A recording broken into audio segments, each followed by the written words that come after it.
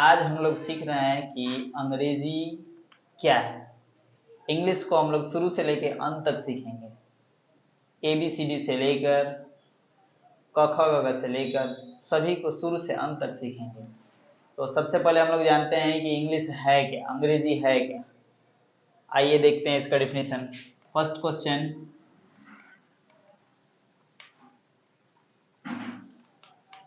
What is English?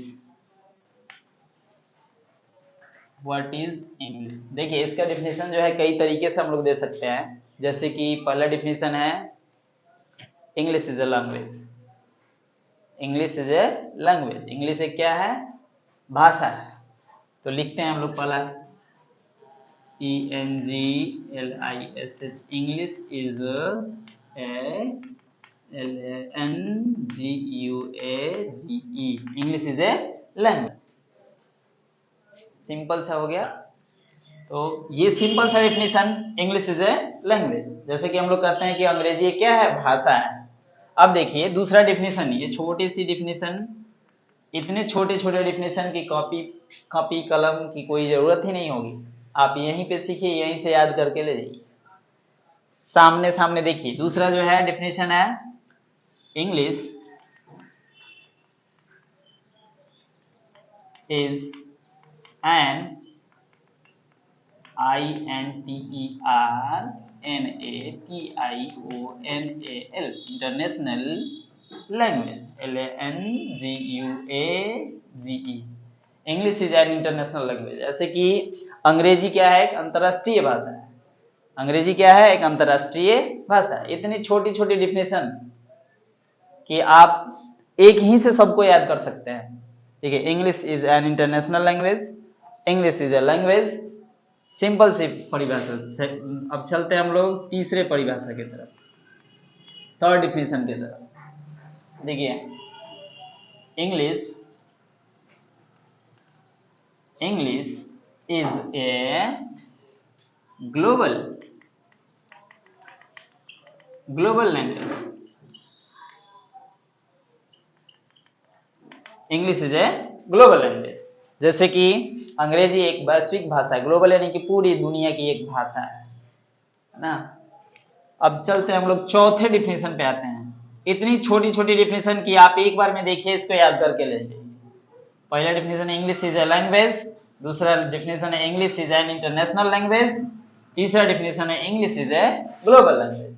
अब चलते हैं हम लोग चौथे डिफिनेशन की तरफ। ये चौथा डिफिनेशन थोड़ी सी लंबा होगी, जो कि देखेंगे आपको एक याद हुआ उसी पे जो है इसको बनाना है।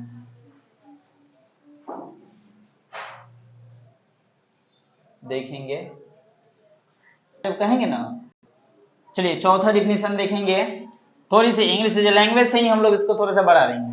जैसे देखिए ENGLISH, English is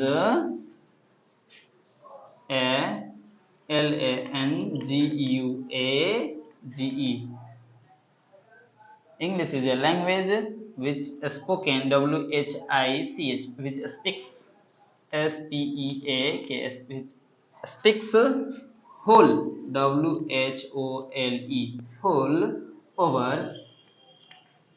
over the world। इसमें है क्या? पहला definition English is a language, उसी का जो है पार्ट को यहां तक हम लोग ला देंगे। इंग्लिश इज ए लैंग्वेज, इसमें एक लाइन और जोड़ना क्या है कि which speaks whole over the world, या which spoken whole over the world. आप बोल सकते हैं कि ये चौथा डिफिनेशन, यानी इतनी छोटी छोटी भाषाओं में अंग्रेजी की परिभाषा अपने से बनाई हुई परिभाषा है। ये जो है कहीं आपको मिलेगी नहीं, दिखेगी नहीं, ये अपने से बनाई हुई परिभाषा है। ठीक है, अब चलते हैं हम लोग। सबसे पहले जानते हैं कि अंग्रेजी के पिता है कौन। अंग्रेजी के पिता किन्हें कहा जाता है? इंग्लिश तो हम लोग जान गए कि इंग्लिश का परिभाषा इंग्लिश है क्या, है ना। अब अंग्रेजी के पिता है कौन, चलिए जानते हैं हम लोग सबसे पहले कि इंग्लिश के पिता कौन है। Now second question,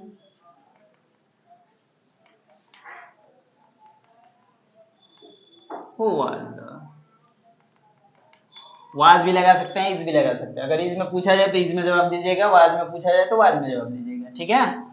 who was the FATHER father of English. देखेंगे who is the father of English, यानी कि अंग्रेजी के पिता कौन है, अंग्रेजी के पिता किन्हें कहा जाता है। तो सबसे पहले हम लोग जानते हैं कि अंग्रेजी के पिता किन्हें बोला जाता है। कोई भी काम जो है, समझिए कि एक छोटा बच्चा ही हो तो उससे सबसे पहले हम लोग पूछते हैं क्या है कि तुम्हारे पापा जी का क्या नाम है, पूछते हैं ना। सबसे पहले कोई भी बच्चा मिले या फिर कोई भी मिले तो बोलते हैं आपके पापा जी का क्या नाम है, पूछते हैं ना। उसी तरह हम लोग जानते हैं कि अंग्रेजी के पिता कौन है, अंग्रेजी के पिता कौन है। चलिए देखिए इसका आंसर हो जाएगा बाबू जफरी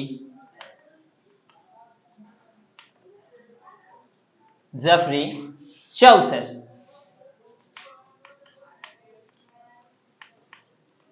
जफरी चौसर, इसको लिख सकते हैं जफरी चौसर was the father of English।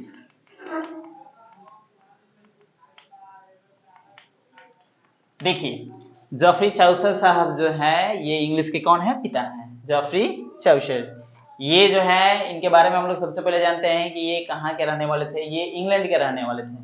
ये कहाँ के रहने वाले थे, इंग्लैंड के, ठीक है, इंग्लैंड के रहने वाले थे। इनका जन्म जो हुआ था लंदन में हुआ था, ठीक है। इनका जन्म जो है सबसे पहले हम लोग जान लेते हैं कि इनका जन्म हुआ कब था। तो इनका जन्म जो बर्थ डेट था 1340 ईस्वी, यानी कि 1340 में इनका क्या हुआ था, जन्म हुआ था। 1340 में इनका जन्म हुआ था। अब इस पे क्वेश्चन भी बन सकता है when was Jafari Chaucer born, है ना, जफरी चौसर कब जन्मे थे। तो आप बता सकते हैं कि 1340 में जफरी चौसर क्या हुए थे, जन्मे थे। अब देखते हैं इनकी डेथ यानी कि डाइट, है ना, ये कब इनकी मृत्यु कब हुई थी, ठीक है। तो हम बता दें कि इनकी मृत्यु जो है 1400 ईस्वी में जो है इनकी मृत्यु हो गई।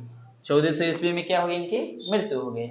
इन्हीं बीचों में इन्होंने जो है इंग्लिश के स्टार्टिंग किए, है ना, और भी इंग्लिश लिटरेचर के ये फादर हैं, इंग्लिश लिटरेचर के फादर हैं। ये एक महान दार्शनिक थे, कवि भी थे, राजनयिक भी थे, पॉलिटिशियन जिनको बोलते हैं, है ना, फिलोसफर भी जिनको बोलते हैं, दार्शनिक, ठीक है। और ये जो है एक पोएट भी थे, ठीक है।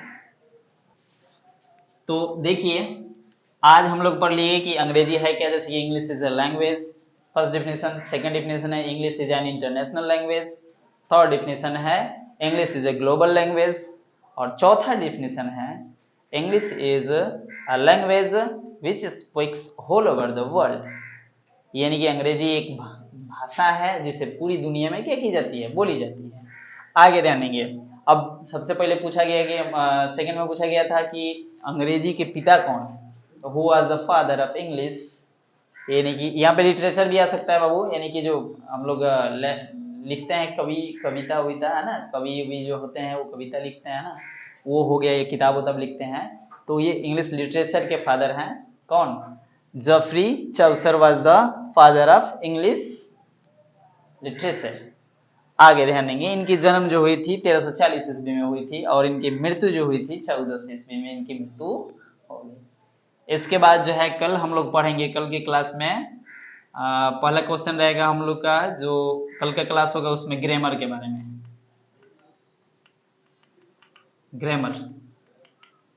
ग्रामर के बारे में कल पढ़ेंगे हम लोग, है ना। क्योंकि इंग्लिश सीखने के लिए, इंग्लिश बोलने के लिए, इंग्लिश लिखने के लिए, इंग्लिश पढ़ने के लिए सबसे ज़्यादा ज़रूरत अगर पड़ती है किसी चीज़ की तो वो है इंग्लिश ग्रामर। तो कल हम लोग सीखेंगे what is English grammar, what is grammar, that's all.